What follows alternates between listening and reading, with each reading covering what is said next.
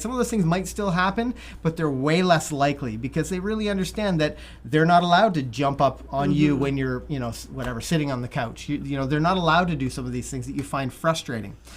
So how do you know if you're being a great leader for your dog? Generally, what would you say a dog looks like when we see this in our students? Some students come in the classroom and we're like, they're going to do well. This dog's going to be great. So sort of big picture, what do you see as a great leader for a dog? We throw out this word, like often what I'll say to people, which they probably don't get, is I say, wow, you have such a great relationship with your dog. Yeah. We use the word relationship, and, we can easily understand that when we're talking about two humans, but I think a lot of people don't understand what we mean by that when it's like a person and a dog, because, you're sort of thinking, of course we have a great relationship. I love my dog. Right. Yeah. But what we mean by that is we really see a bond between the dog and the person where the dog seems genuinely interested in pleasing that person. There's sort of a natural understanding of who's in charge and who's not. And the dog's almost like adoring to the person in a way, very cooperative, very very willing, and not that they don't make mistakes. They make lots of mistakes because they're not trained yet, but there's a little bit more of a connection between the dog and the handler, and that can be really hard to establish. And typically we see that change in our students and our dog's relationship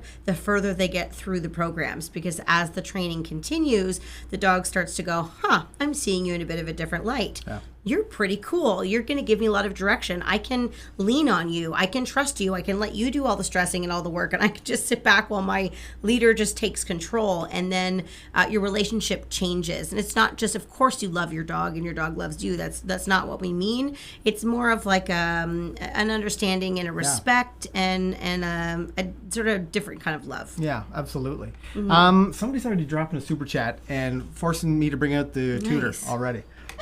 Linda Edwards. I'm just going to grab this. So let's talk about, before we get to Linda's question, because this is a good one, and I think it's something that a lot of people struggle with. We actually have a really good video. Instructor Carol did the video not that long ago. Yes, talked on a the little bit different about barking with yep. different types of barking. So I'm going to urge you to check that out as well, Linda. But maybe, Kel, we can start talking about this point 1. Yeah. So point number 1 is say what you mean and mean what you say. And we talk a lot about follow through in our dog training. And this is a really hard one. This is something that especially like really nice patient people have trouble with dog training, because they want to give their dog like a bunch of chances, and they want to say sit 5 or 6 times or call the dog's name a bunch of times. And what we don't understand is that dogs really truly can learn to listen on the first command, and if we are consistently in our interactions with our dogs doing very simple things like saying sit and the dog doesn't listen, and then we just say it again and we say it again and we say it again, or if the dog has like something in their mouth that they shouldn't, and we say drop it, and then we proceed to chase them around the house, and there's no follow through for what you've asked your dog to do. And follow through could be both positive or negative. It could be assisting them with using some food or a toy, or physically moving their body or whatever it might be, or it could be a correction or whatever it might be, but some type of follow through. If that's lacking, it's just like if you have kids and you like threaten to ground them and then you never actually do, you just sort of say it. The dog learns really quickly, well, I don't actually have to let this thing go, because you're going to say it 10 more times and then you're going to chase me around the house, and that's super fun because there's no follow through. Yeah. So follow through of saying what you mean and meaning what you say can go such a long way in your dog's idea of whether they should listen or not. And of course, you need to teach them the how, but just the concept of follow through is something that most people really need to implement better in their dog training. Yeah, and I think so many people are guilty of this. And tell me if you do this. Do you, let your dog out to do their business, and then you slide open the door and you're like, okay, Scooter, come on inside, or, come on in, Rover, and they don't come right away. So you're like, geez, well, usually he's responds the first time. Rover, come on, buddy. Come here, Scooter, let's go. Come on. It's over and over and over again. Unfortunately, your dog is learning all the time, whether they're learning the things that you want them to learn or they're learning the things that you do not want them to learn. So by not saying what you mean and meaning what you say, you're really watering down what those words mean. And it is such a simple way to follow up with training. It's such a simple way to put a long line on them or have a leash on them and go and bring them inside if you don't get the response that you want. But what you mustn't do is repeat things over and over and over again. So point 1 is really important. This is an important rule. Say what you mean and mean what you say. What this has to do with, though, is sort of the bigger picture is expectation. So if you don't have a clear expectation of how you want your dog to listen to you, then it's really impossible to have follow through. So for us, we expect if I ask my dog to sit, she should sit the first time I tell her to. If I call her name or if I say come, she should come the first time. And I don't want to have to say it in a mean or nasty way. I want to be able to say, come, happy light, and have the dog willingly run over to me. That's my expectation. So someone said, can you give me more of an example of follow through? Generally speaking, follow through means if you've asked your dog to do something that they know how to do and they choose not to, what are your next steps? Yeah, absolutely. What are your next That's steps? Great. Yeah, and the follow through is making that thing that you've asked them to do happen, so that your dog dog doesn't understand. So examples, just pick anything. Pick anything. So make sure really your dog good. does what you've asked them to do. But bigger picture, deeper thinking is, does your dog actually know how to do that thing? Or are you just, throwing your dog off the deep end and, saying come, but you've actually not really trained them to do it properly or consistently enough. So you have to remember that follow through also means, like, do you follow through, or do you follow through by helping the dog by going to an early stage in your training? So follow through doesn't need to have a negative tone to it. No. It just means that we're not going to ask our dog to do that thing 800 times without them doing it, whether they are disobedient or whether they have, I have no idea what that means. We need to be doing something about it because we are their teacher. Yeah, it's either a training moment or it's a moment where you can revel in the fact that your dog's made a great choice. Yeah. So think about it that way. You say what you mean. You ask for whatever the thing is, and you expect that your dog's probably going to do it because you've worked on it. You've trained through it. You have an expectation that they know this. And if they don't, if they fail, you're not going to test and test and test again. You're going to get your butt in there and you're going to help them to be right by training through it. So mean what you say what you mean. Really, really powerful. The next point, which is also super important, and Kel sort of alluded to this a little bit, but put your dog in situations throughout the day where they're less likely to make the wrong choice. Kel had said that... which means you need to know what your expectations are and you need to know what your dog's skill set is. Absolutely. There's so often that when we talk about leadership in dog training and being a great leader for your dog, where people think it means it's things that I'm actively doing to, help guide the dog around, or like the way I'm handling them. But it's also what you know about your dog, understanding the level of understanding that they have through all the different skills that you're going to ask of them. So if we have a dog that's maybe reliable and we call their name and we're out in a busy area and we call their name, but we're not sure if it's going to happen, we're not setting that dog up for a win. And that is so important. We want to work. Actually, we just put out a video, maybe it was last week, I think, with Five Alive, where he's been great as we're working on a long line and in an off-leash situation. We've been sort of making our way forward with that. And I talked about the timing. It's a timing video and talks about a really interesting story from many, many years ago. But understanding that he was probably going to be successful in that video was good leadership. I put him in a situation. I didn't have other dogs around. I didn't go into a distracting environment. I set him up for a win. That's how I wanted to be a great leader for him in that training environment, in that situation. That's how you're going to be a great leader for your dog. You're going to be ready if something happens that you've got a leash or a line. I had a leash or a line, and I was ready to train through it if I didn't get the results I wanted. But to be a good really give my dog the best chance possible. He's got lots of reps in. We've worked on that before I've taken that leash off. We've worked on that before I made it more difficult because I wanted him to be right, and I set up the win. Yeah. KS 1961 KS with a super sticker. Thank you very much. That's quite the sticker. It is quite the sticker. Let's go to Linda Edwards' question. Linda asks, you guys are tooting awesome. Is there a way of helping with demand or attention barking? Sometimes there is biting or nipping, and it's really hard to ignore. So what's interesting is there's a few things. I think she looks like on the edge of her seat. It's either the back pain or ready to answer. It's the back pain. contemplating when I can stand up again. Yes. But as we answer this, all of these rules we're going to talk about tonight are so important for you. Your dog will, you're going to set your dog up to be more right by following these rules. And it doesn't sound like saying what you mean and meaning what you say would have anything to do with nipping and biting or with demand barking. It doesn't sound like setting them up to be successful is really connected to that. But when you put those things together and you practice them regularly, it's going to help.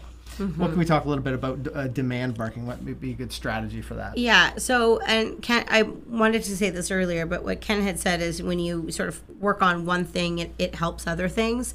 You know, when dogs are doing things like demand barking or nipping and biting, they're usually doing like 5 or 6 other things wrong as well. So it's not usually if a dog's perfect and they have like this one problem, that's not how dogs work.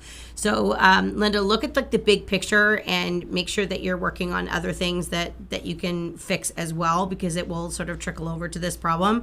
But I want to address just the last part of your sentence. And sometimes there's nipping and biting, not that part, but the in brackets. Really hard to ignore. So that's your first step. Yeah. You're not going to ignore those things. Now, what we don't want is if a dog's demand barking at us, we're not going to step up and be like, okay, what do you want me to do? And let the dog dictate, like, play with me now, do this with me now. But we also don't want to ignore it. And I know that's a tactic that's often suggested, but in this particular circumstance, all of the behaviors that you've listed are all pretty self-rewarding behaviors for a dog, which means if you ignore them, they don't care. They are enjoying what they're doing anyways, because it's fun to bark. It's fun to jump up at you. So ignoring doesn't really effectively help these things very quickly. So you'd be much better to address these issues. You could stand up tall with a leash in your hands and get your dog to sit. You could have them go and lie down on a bed. You could ask them to do something that puts yourself in the driver's seat. You don't have to yell or scream or lose your cool or anything, but I would stand up and take control and get the dog doing something for you rather than the other way around. It could simply be, hey, knock it off, go and lie down. Tell the dog to do something that's more obedient. And again, if the dog's like, I don't want to, and jumping up and having fun, well, that goes back to number 1. There's our follow through. Yeah. Make that thing happen that you've asked to happen.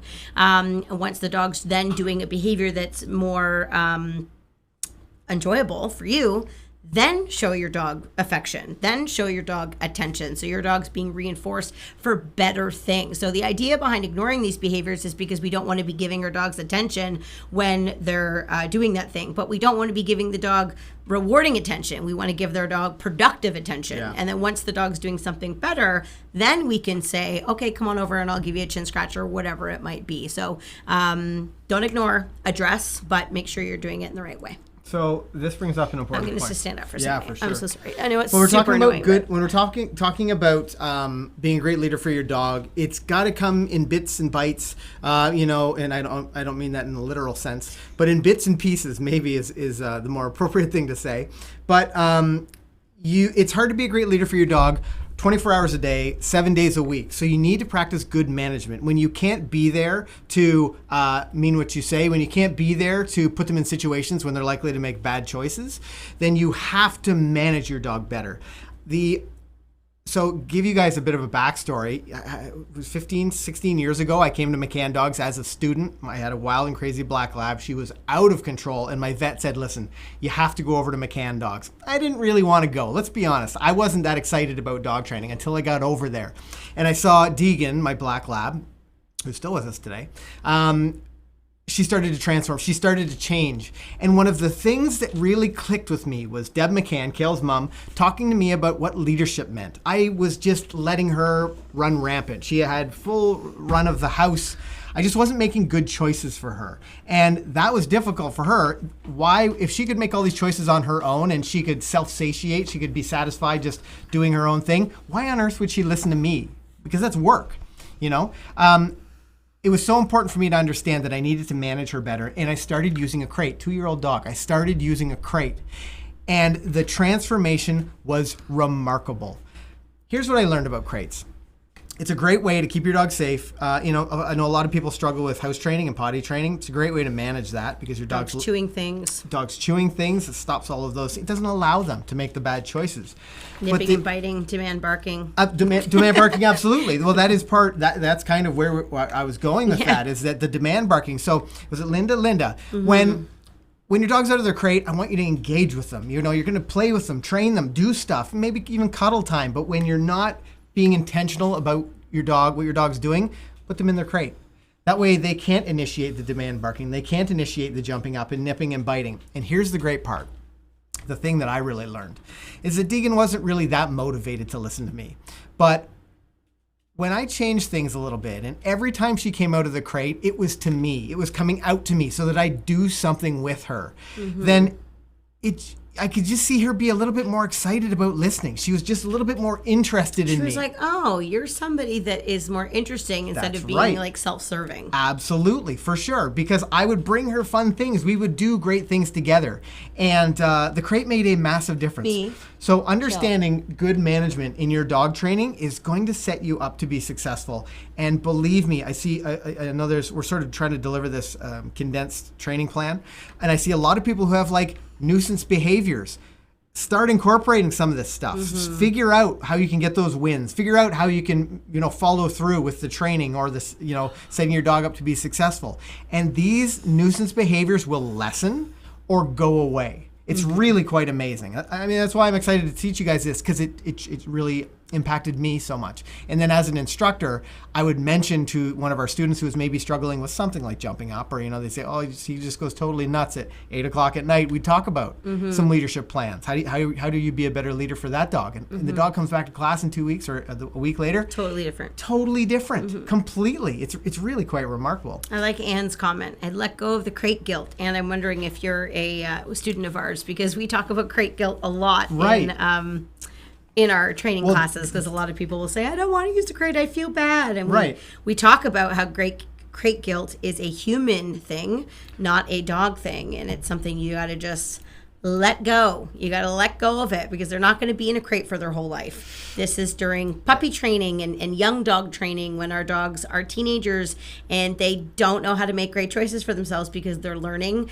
You can't feel guilty, because once they're trained, you can hand them everything on a silver platter should you wish to do so, and you don't need to use a crate. But a lot of people they get rid of the crate too soon, and then those are the people that have problems longer than the person who used the crate. Look, our puppy, for example, we use a crate all the time, and Five's like 6.5 months old, and already he's starting to get more freedom, because he just hasn't really had a lot of opportunity to make a lot of poor choices, because he's highly supervised and sort of structured all of the time, and so he's just not really learned to do a lot of bad things. He's not perfect, he's a puppy, but he's pretty darn good for his age, and I attribute to that great management, good training, and the use of the crate, so he can't be getting into mischief when we can't watch him. It's funny that also he's so adorable and so smart. Yeah, he's very cute. You also broke the rules with him a little bit early. You gave him a little bit more freedoms because you're a dog trainer and you can do that, but it's because you're getting great results. He was listening. He wasn't getting into trouble. He wasn't, And I also start to recognize that if things start to go off the rails, even for a moment, I dial back and I up my supervision, or I change my leadership tactics, whatever it might be. I don't allow problems to turn into big things. So because I have high expectations and I have good follow through. So all of the things that we're talking about, if you implement them, it just makes life so much easier. The amount of people that say things like, I don't know how you guys do it. You always get a great dog. Kale's a 21-time world champion of dog agility with 5 different dogs. 5 different dogs. Different breeds, and different sizes. People are like, wow, how does Kale pick them? And I'll tell you. I do pick good dogs. You pick the dogs very well. But I've also had to work my butt off. That's right. You've also given the dogs great information. You haven't let them make mistakes. One of them has been the same thing. I've had to adjust new every single time for all of those dogs. Chris and Beth giving me a reason to toot. Let's take a look. Beth asks, discovered you guys a year ago. Nice. Any advice for anyone wanting to become a dog trainer? Yeah. Train your dog. The amount of people that want to be a dog trainer and they haven't trained a dog often makes me have a good chuckle. But if you want to become a dog trainer, you need to learn as much about dog training as you can. And you need to learn about the different methods out there, and you need to be really true to your beliefs in your methodologies. We follow the McCann method that has been, formed over 40 years, and we're always making adjustments. We're always learning new things. We're always making sure that we stand behind, the core root of how we believe a dog should be trained, because there's lots of options out there. So I would say you need to really know what you're doing. You need to have experience. And dog training is also a lot about people, reading people, interacting with people, coaching people, supporting people. Yeah. So a lot of people want to be a dog trainer because they like dogs and they don't like people. But if you want to be a good dog trainer, you got to be great with people. Yeah. The other thing is, we know, it took me a year. We're in a unique situation because, we're in class, we're training 500 dogs a week. So when we do go through our apprenticeship program as an apprentice, it's about a year long. We get to see all kinds of different dogs and things. But what is understood is that you want to be a little bit better tomorrow than you were today. So like extracurricular learning, asking questions of dog trainers, of people around you. Watching.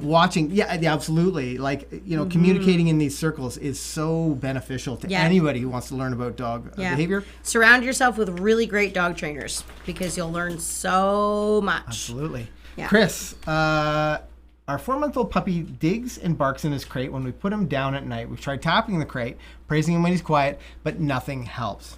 So there's a couple things that I would suggest, Chris, and a question I'd have. That's why sometimes the train station is difficult because it's rather one-directional. Yeah. But follow-up questions I would have for you is, how often is your dog in your crate, and are they only in overnight when you put him down at night? And what are you doing like 2 hours prior to the dog going in the crate? Yeah, Dan, actually, can you drop the,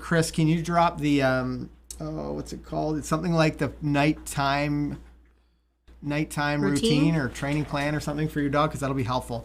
But Chris, I want you to be thinking about those moments when your puppy goes into their crate late at night. You need to start setting that nighttime routine up. Might be called nighttime routine. You need to start setting that nighttime routine up, but it starts at dinner time. It starts at, getting them ready. Maybe you use their food for some of their training. You do some food exercises. Maybe you do some physical activity right after dinner, but you also plan to do it an hour before bed. And this it's so funny sometimes when I talk about these things, especially with if people are lazy, they're like, well, it's a lot. I don't want to do that forever. Well, exactly. Do the work now so that forever you won't have to do it. Yeah. But, go out of your way to set up these 2 physical training sessions in a night. Go out of your way to, maybe you're out playing a game of tug, and here's the great part, is that your puppy it'll also spur on those bowel movements, which I know a lot of people struggle with, or even pee. You take your dog out and you have a little play session, and then they have to go, so they can go before bed.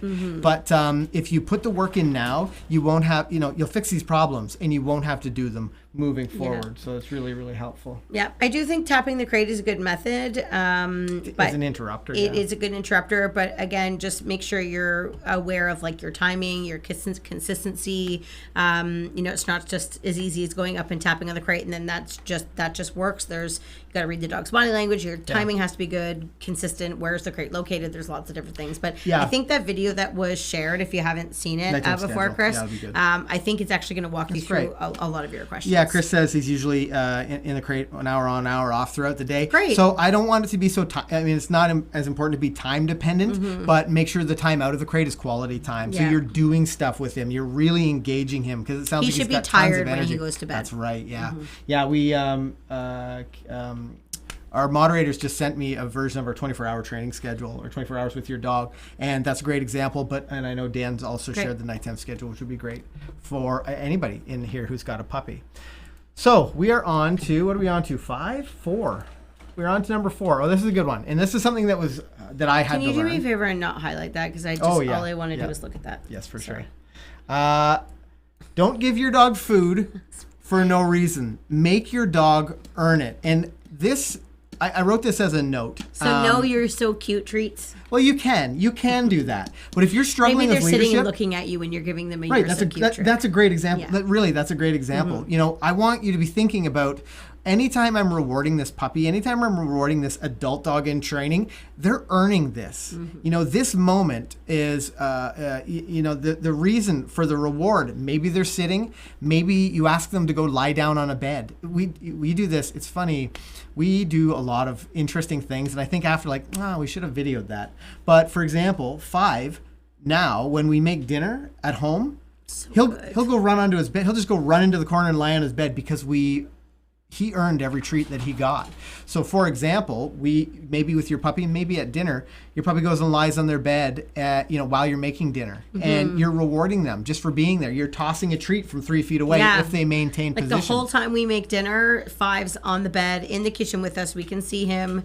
Anytime we have to open the stove on your bed, make sure he's on his bed, so we wait so he's safe with opening the stove.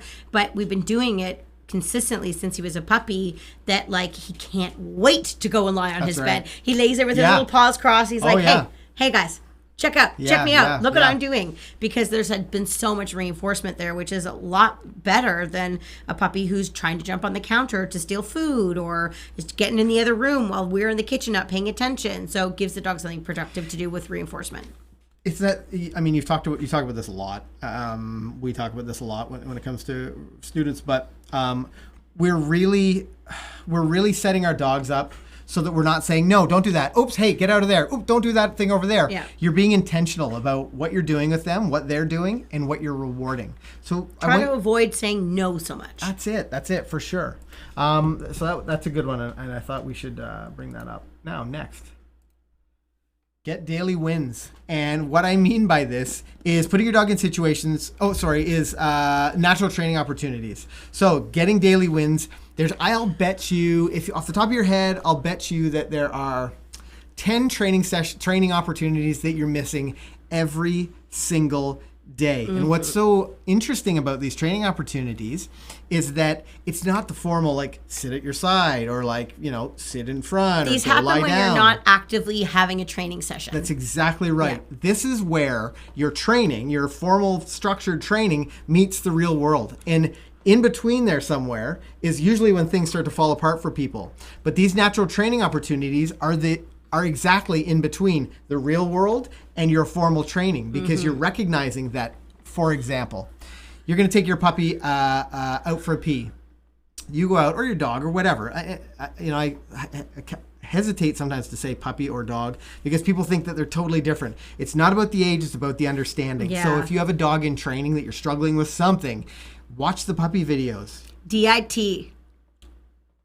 Dog in training. Sure, yeah. You need to think about that? Yeah. Well, I also, for a moment. I was going to say DIT, but that's not good. DIT's better. Well, I was thinking, how can we add a T and an O to that? Dog in training, Tony, over, if I was calling on the radio. What? Yeah, you never know who you're communicating with. Why, because you want to say ditto? Yeah, that's right. Yeah. That's where my brain went. I can't help it. But these natural training opportunities, you're taking your dog out to go pee. Well, you know that maybe that environment's kind of distracting for your dog. And after they go pee, they often pull on their leash. Or after they go pee, they want to go sniff the flowers or something.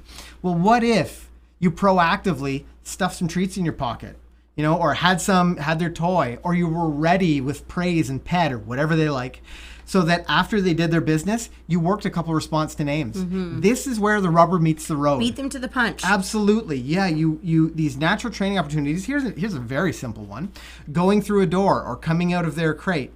People often say things like, oh, you got to be the alpha, you got to walk out the door first so the dog knows you're in charge, whatever. Only people that talk like that think that yeah, way too. It was a bit of a, what do they call it, ptosis? With a little bit of facial You're going to go droop. surfing after? That's right, maybe. With the turtles? Maybe, yeah, that might be it. Sorry to the surfers out there. That was very judgmental of me. And the turtles. But what is so interesting? No offense, turtles. What is important about that is actually a good routine to get into, but it's not because you got to be the alpha. It's about having your dog do something, work for something of value. So in this case, maybe your dog loves to go outside. Maybe your dog loves to come bursting out of their crate. Well, if you get them to put in a little bit of effort for you, and as a result, they get something they want, that starts to become the habit. That starts to become the pattern. They start to understand that, well, it's worth listening because I'll get something that I want in return. And, you know, I'm making it a little bit more complicated than it is, but maybe it's as simple as asking for that sit, getting it, and opening the door. Your dog remains in position. You can maybe reward them with food. Maybe that's a great choice for your dog. But it's not absolutely necessary if you have a dog that loves to go outside. If they remain in position, maybe you stepping outside and then allowing them out with your okay or break or whatever that word is. Number one, lets your dog know that you're paying attention. You know, you haven't forgotten about them. You're in control, and you'll let them know when they're allowed to get up.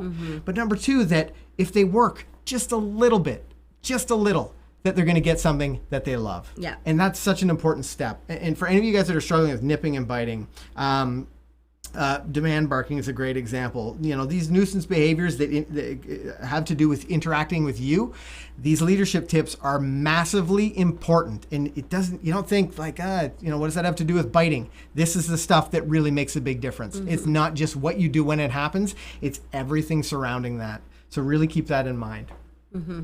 What have we got? What's point number 6? Controlling the resources. Now, this is, this is the definition of an alpha for, you know, people that are always talking about the alpha thing, but really that's what an alpha does, is they control the resources. But when we're talking about controlling the resources, this is a little bit more about letting your dog know that they can't just choose whatever they want. They can't just do whatever they want, that good things come through you. Yeah. Not from you, through you. So they're making great choices. They get something of value through you. Yeah. But, you know, it's not that you are a treat dispenser. No. And it's not like you're the only one that's tall enough to get their favorite toy off the fridge. Yeah. They're offering something that you like. They're earning that reward because you're controlling the resources. Maybe we talk a little bit about that. And it's also about teaching your dog not to be self-serving so that they feel like it's a more important thing to do things for you. So things that your dog really likes doing, you should find a way to incorporate yourself into that thing. It literally could be something simple like getting up and sleeping on the couch. You know, you've probably heard a lot of people say, oh, you should never let your dog on the furniture. You can absolutely let your dog on furniture if you want to, but that's a perfect opportunity for you to work in some permission. If the dog's just jumping off the couch and running around and being a hooligan, I wouldn't let that dog on the furniture. I would make the dog stay on the floor until it's been given permission and is behaving well. And then as a reward or as a luxury, you can say, you can get up on the couch, but I want to have the ability as the owner to say, yes, you can get up, or no, you need to get off anytime I want with no questions asked on the dog. So that would be a privilege. You know, food, rather than free feeding your dog or giving your dog free access to, like, we're not big fans of doggy doors, for example. So that I want my dog, if they want to go outside, I want my dog to come to me first so that I'm in charge of what my dog going outside, because outside there's all kinds of things they can do wrong. There's also all kinds of things they can do to self-reward themselves, which means I now become, if my dog can be so self-efficient at home, why am I important? Why am I important if my dog can sleep comfortably, play whenever they want to, go outside whenever they want to, go anywhere in the house? Where do I come in then? Right. Then my value lessens. So I need to look at the resources that my dog needs and wants in the home, and I need to control those things. And I don't mean in like a jerky way or whatever. This is in a way to teach your dog to view you differently as somebody important. So, you know, I have no reservations about, you know, it's really important that your dog is able to think on their own and be confident and be, you know, able to function without you. However, if you're struggling with anything, if the dog's in training, these should absolutely be, this should be your goal, your approach. Yeah, these are things you can lessen later in your dog's life. That's right, exactly. Yeah, they've earned that freedom. You know, that you've given them that opportunity because they're making better choices. And I think this is really where people's idea of dog ownership, understanding, training falls apart. Yeah. If you think, oh, you know, I don't want my dog to be a robot. Yeah. Absolutely not. No. But if you're in a busy environment and you tell your dog to come, they need to do it when you ask. Yeah. And the best way to... Anyways, I was just going to say, learning to come when they're called in that environment is the same thing like them getting off the couch when you tell them to. Yeah, exactly. If the dog doesn't think they have to drop that thing in their mouth running around the house, if your dog doesn't think they have to stop digging a hole in the yard, or if your dog doesn't think they have to listen in those house resourcey ways, why would they come to you? Why would they not? Why would they stop pulling on the leash? Right, yeah, they can do it themselves. Yeah, they've learned through their everyday interactions that they can just do whatever they want to. And you can have different sets of rules. Like Ken and I have several dogs, quite a few dogs, and our dogs within their little pack, they have different sets of rules with us. Yeah. Our puppy has very different rules than our older dogs. Beeline, my border collie, she can get on whatever bed and whatever couch and whatever blanket she very well pleases anytime she wants. Because if I ever said, hey, Bee, come on, off the couch, and I said it that sweetly, she could, okay, and she'd come right away. Because she listens so well, I would give her everything plated in gold if I could, because she's so good. Where the puppy, he hasn't earned those rights yet. He doesn't know how to listen that well yet, because he will get there one day. So you can change the rules based on your dog's behavior, and you can open them up. You can also take them away. So if things are going well and you're like, wow, my dog's being a bit of a dink right now, tighten up the rules, take away some of the freedom, control more of the resources until things settle out, and then give them a couple of those freedoms back until you don't have to worry about it anymore. I think that's a really good point. I think that's a great takeaway for you at home tonight, because people, it seems like two things I see happen often. People say, my dog is this age, how should I train this thing? Or they say, well, I mean, we've already started. When can I stop using my crate? Right. When can my dog be off leash? Absolutely. It's not like, it's dynamic. There's ebb and flow, and your dog starts making bad choices. You're going to set them up to be right. You're going to manage them more. This is the key, guys. This is how you get the connection with your dog, where you go out and you win 21 world championships, or you have a dog who walks nicely on leash, who or you can take them to the barking. cottage and let them go swimming on the dock and not be afraid they're going to take off after somebody. Absolutely. You want to be able to do fun, simple things with your dogs and feel confident about your control over them, so that you can let them be free and be a dog and enjoy themselves. I really like Angry Adventures comment. Dog door makes so much sense. Light bulb moment for me. That's awesome. Good. I also saw a great comment from Erica Anderson. She said, that's how I taught Pumpkin basically everything. Those 5-minute potty breaks were everything. Yes. Yeah, absolutely. And I mean, we're going a little bit off the rails here, but the reality is we're teaching our dogs to live in our world. They don't naturally want to walk at our side. They don't naturally want to sit in position in front of us. It's not a natural thing for them. Or lie on a bed for 15 minutes. That's right. Absolutely. That's not, these aren't things that the dog naturally wants to do. So we have to set them up to want that. That's right. And what's so fascinating, and the thing I love about dog training, and when you see it happen, it's very exciting, is when you finally give the dog enough good information that they start to choose that first. You can see them excited about these ideas. You can see them excited to listen, to work. It's really amazing. And then you see the relationship with the owner change. I actually had this situation happen yesterday. I went for a walk with a friend of mine who has Five Alive's sister. And so we were walking around the property together, and we were letting the puppies run and have some fun. And we were practicing calling them back every couple of minutes and having them sit. And Morgan called both my puppy and her puppy to her, had them sit, gave them both a treat, and then started walking. Her puppy started walking, and we walked 10 steps, and I turned around, and Five was still sitting in the position that we had left him in. Oh, that's and 4 or 5. Both Morgan and I were like, "Oh, what a good boy!" Because he was like, "Are you going to release me?" And the reason why he did that is because he's that's been the repetition all of the time. I have now taught him that sitting for long periods of time is rewarding. It was rewarding enough for him, with the possibility of maybe getting more rewards when 2 people and a dog walked away. Right. He's chose to sit there because there's been so much value for that behavior. And I know it's a simple behavior, but the same process can go with things that are far more complicated. Yeah. Great. Earned opportunities. That's rule number 7. Dogs need to earn their freedoms. They need to earn. We've talked a little bit about this already. Yeah, we kind of did. Yeah. They need to earn these things. People feel. Crate Kilt's a great example. People. I think the problem with most dog ownership, struggles, is people aren't intentional enough with their dogs.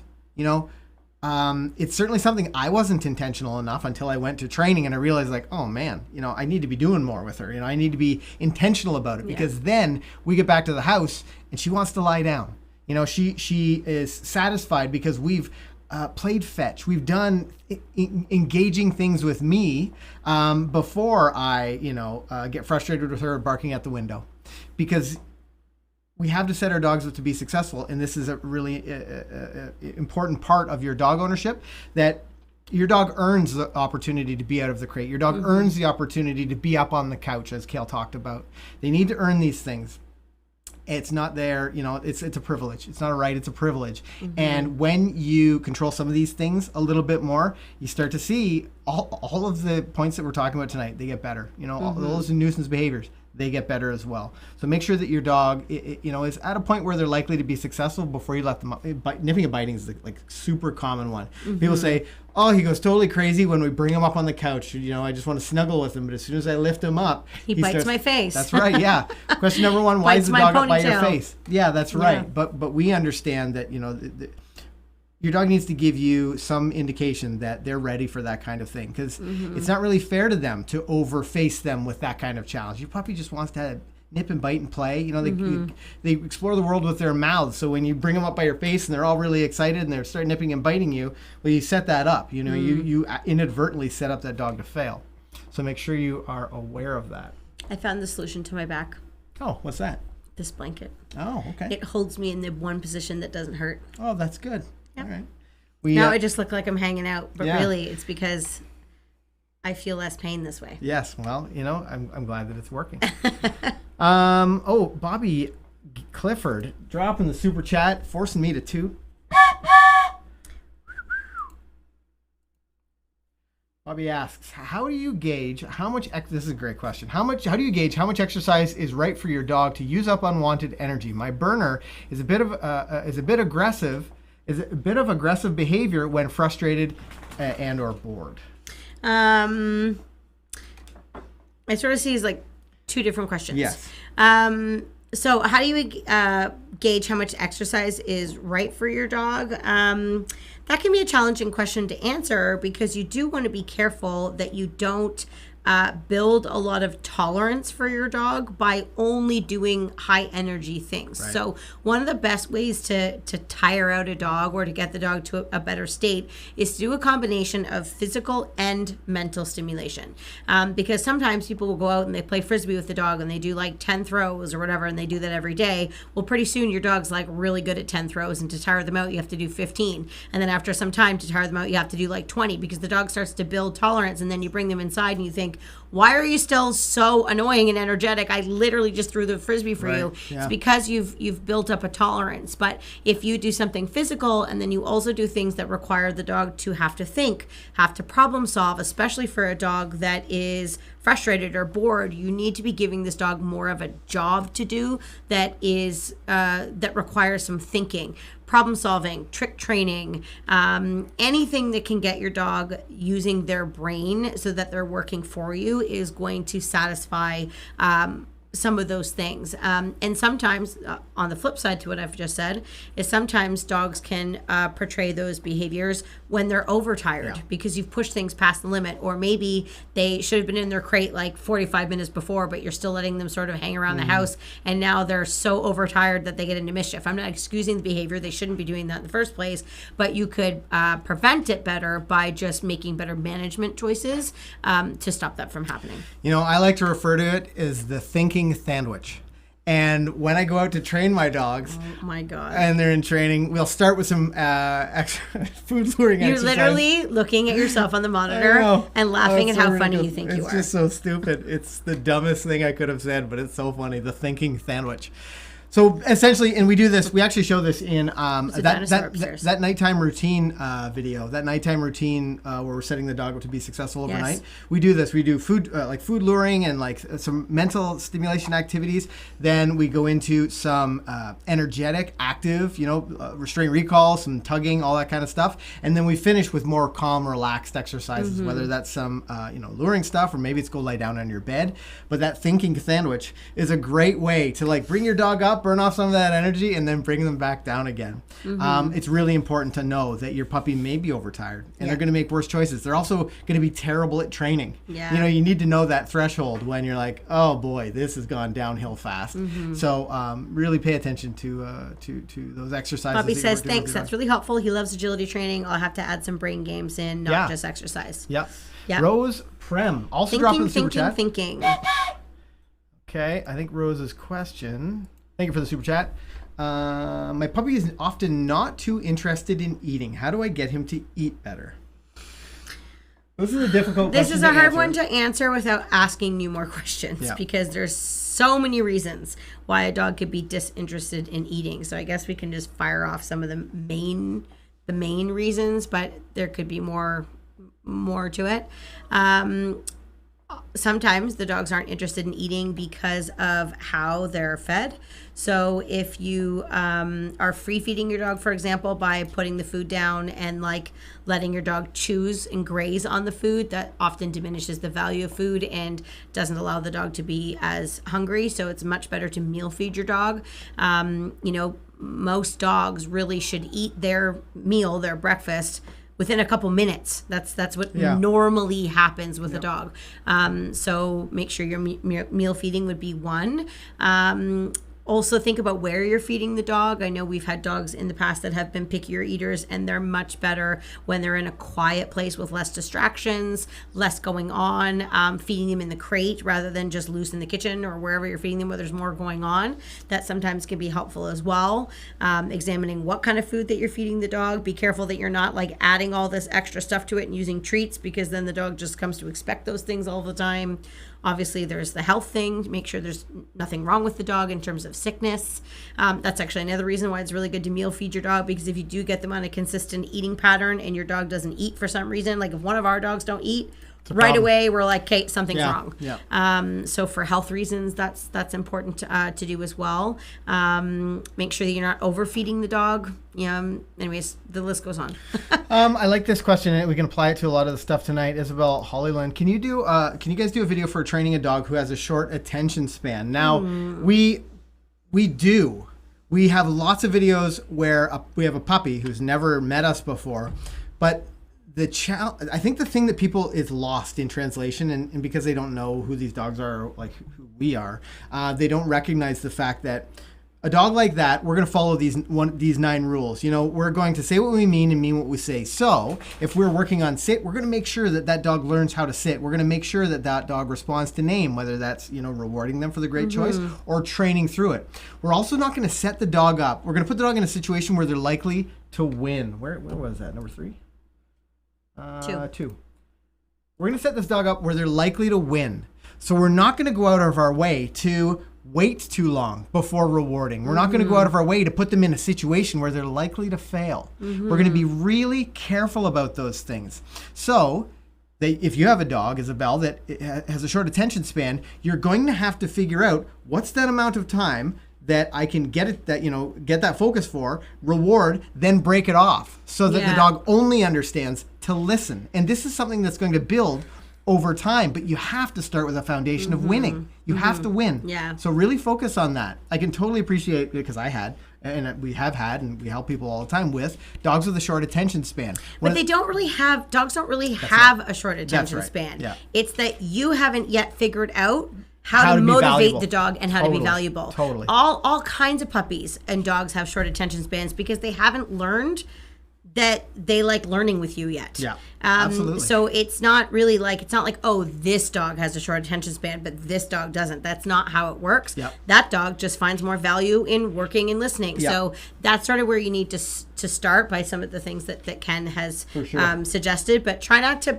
label your dog as a dog that has a short attention span, because that's not the issue. The issue is that you just need to go about the communication, the interaction a little bit differently. Timing is critical. With that last example that we just talked about is a perfect example. If we were to go out with a young puppy and we're to ask him to sit, and then we're just gonna wait and wait and wait, eventually that dog's going to fail.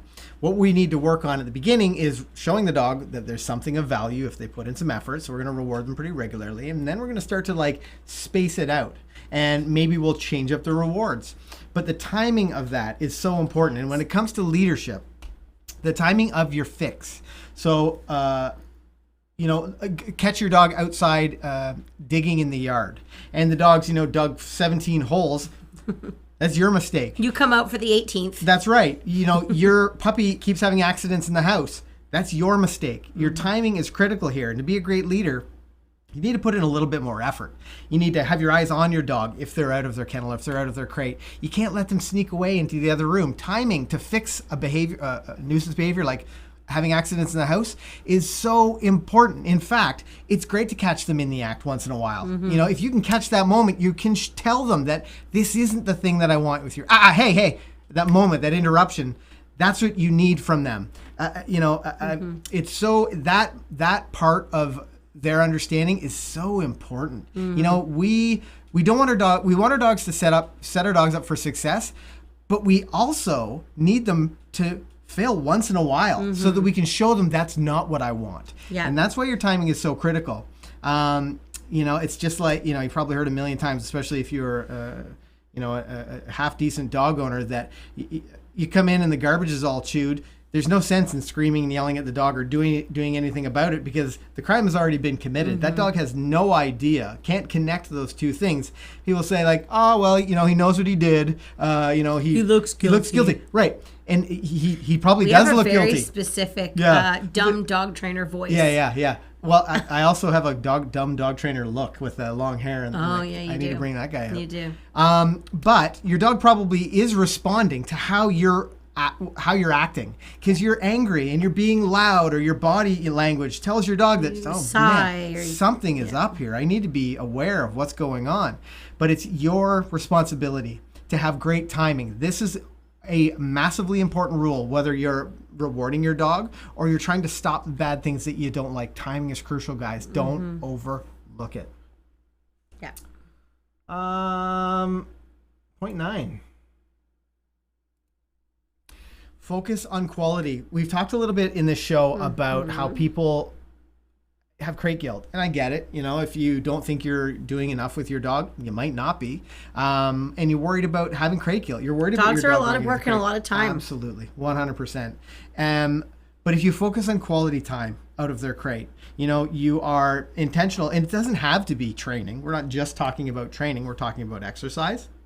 We're talking about snuggle time. It's mandatory if you have a puppy. Yeah. I'm pretty sure that's probably in your agreement when you rescue you need to just have get them from the breeder. Time together. Yeah.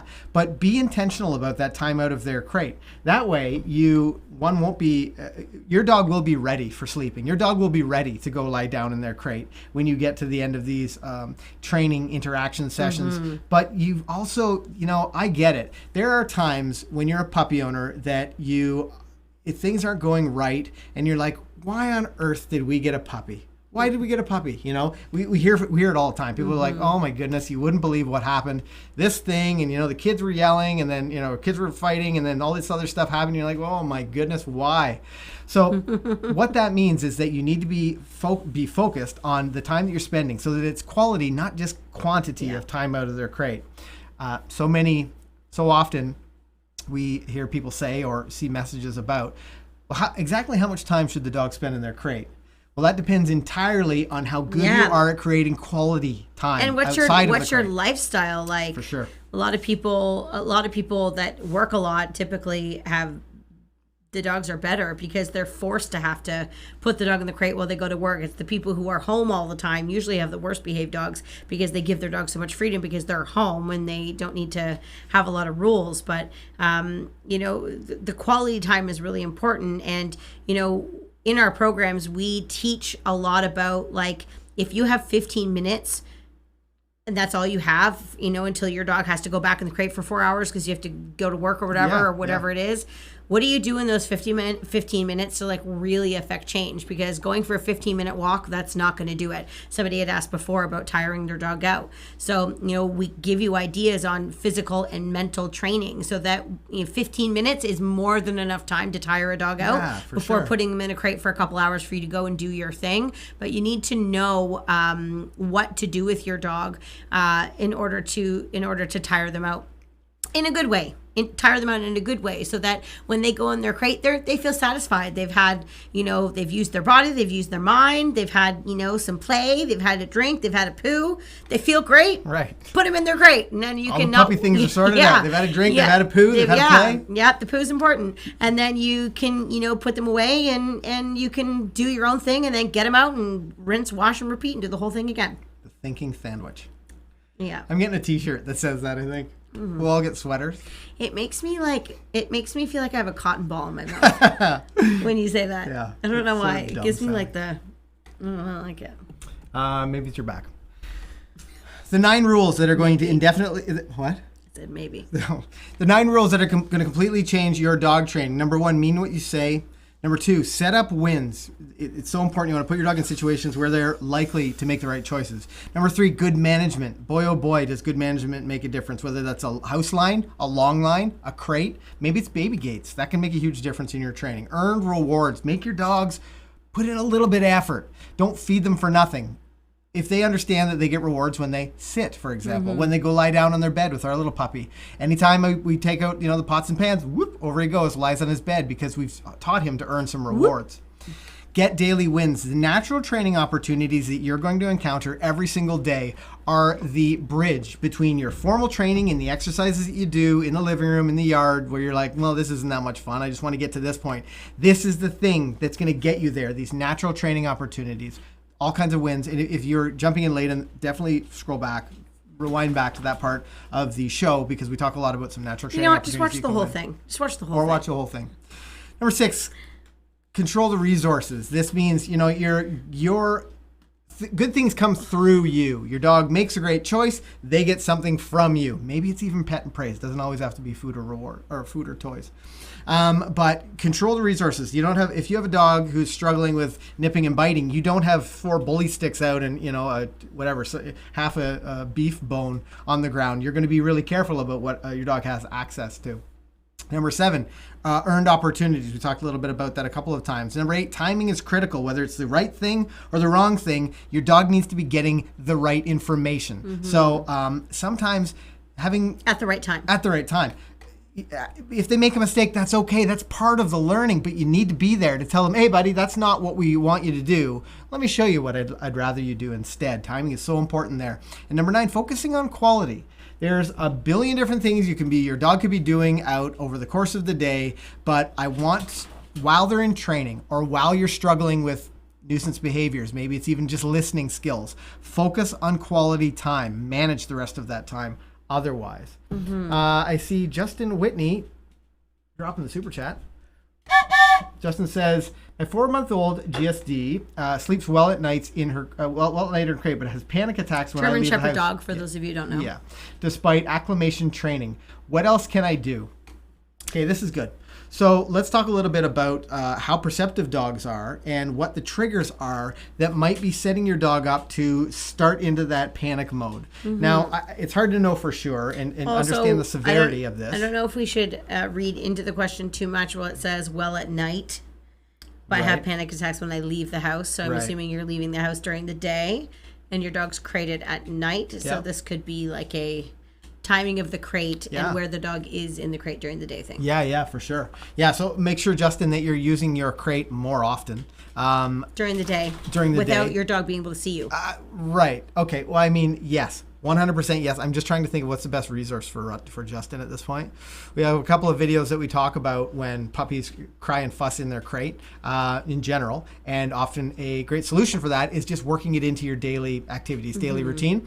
But also, there's a good video. Maybe Dan, lots of links, can drop the recent video, Your Dog Doesn't Have Separation Anxiety. They have this. That might be good for Justin. At least it will allow him to get a scale, a sense for where his dog is at and some of the choices that he can make with that dog. Was it female? with Her. Yeah. her. But another thing that I want you to think about is, what are the 5 things that happen before you leave the house every day? Because I'll bet you your young German Shepherd can identify the thing that happens just before the first thing. And then they spiral and get more and more anxious about you leaving. They anticipate because they can read your body language. Absolutely. And they start to go, oh, he's doing those things that he does when he's going to leave. Yeah, and now I need to start getting stressed about the dog, about the person leaving, because I know it's about to happen. Totally. So be conscious of that. Be conscious of what are the things that I'm doing just before I leave the house. Also, because you have a dog that you feel gets stressy when you're leaving, maybe you got to get up half an hour earlier, buddy. Get out there and get the dog engaged with you, some physical exercise, maybe take the edge off. Another thing, I mean, we're throwing a bunch of solutions at you. This is where our online training programs are great, because we can literally talk to you about these things. We can literally help you with your specific situation, with your video. Yeah, it's much more dynamic, bidirectional. I don't know. We get to really understand what your dog struggles with and what you struggle with. But I'm going to give you a handful of things that might be helpful. The other thing you can do is precede you leaving with something of value for your dog. Maybe that's like a Kong with that you've put in the freezer overnight that's got like peanut butter or something in it, or maybe her food. Maybe you put her kibble and some water in that Kong and you put it in the freezer overnight. She sleeps restfully apparently in her crate overnight. And then you get up in the morning, you take her outside, you do something with her, relax her a little bit, bring her back inside, and then you give her breakfast inside this chew toy in her crate. Mm-hmm. I think a lot of people, they think that because their dog is so stressy that they should give them more space. They should give them more room. They should have, you know what, I shouldn't put the baby gate up because it separates the kitchen from the living room. But a lot of times dogs struggle even more when they have access to that kind of space, and it just puts them in a different state of mind. So check out the video. Your dog doesn't have separation anxiety. They have this. It's going to be helpful for you, I think, Justin. And thank you for the super chat. Now, we're going to have to dive into some chiropractic treatments for Kale. Yeah. For the rest of the show. I mean, she, like a champ, she just trudged through it. She got to lean. What if we were both leaning like this? You know how I did it? I was playing with my puppy with the tug toy, and I did get some massage work done today, and I think that's probably how it happened. Probably why. Because she didn't work on my back, she worked on my hips. Anyways, you don't need to know that. But I just bent over to grab the toy. You know when you just do the stupidest thing, you're not even lifting anything, nothing. You just bend a funny way, and it just just tweaked, and I was like, oh no. Anyways. Yeah, I just got back. I was off the trucks. I work as a firefighter, and I was off the trucks for almost a month from a back injury. That can't happen to me. I have a competition coming up. I know. Yeah. This needs to be very short-lived. So let me know in the chat. I'm trying to convince Kale that we should go watch Top Gun tonight. I would love to, but I'm not sitting in a chair for that long. What if it's a recliner one at the VIP theater? Can I stand? What if I sing Fly Into the Danger Zone for you? What if you massage my back the entire movie? Yeah, okay. I don't know how we could do Damn that. it, I thought he'd say no. Fly into the danger I'm going to get her ready zone. for it. Okay, I think I'm excited about where you guys are right now with your level of understanding. I look forward to seeing some of the comments on our videos to hear how well you're making out now that you've implemented some of these leadership rules, and maybe more importantly, with all of the teaching, all of the training, all of the things that we've talked about tonight. The rest, my friends, well, that is up to you.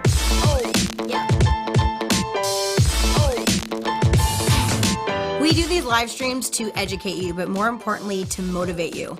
You can have the dog that you've always wanted, but it's just going to take you a little bit of work.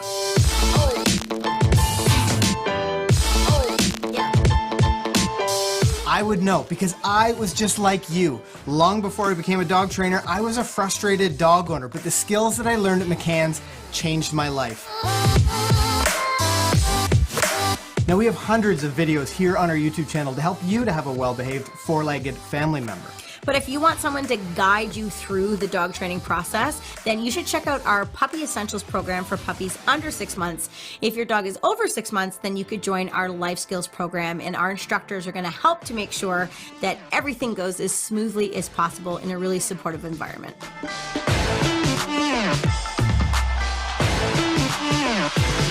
Now, all of the knowledge about dog training in the world won't help you to be successful unless you get up and you start training.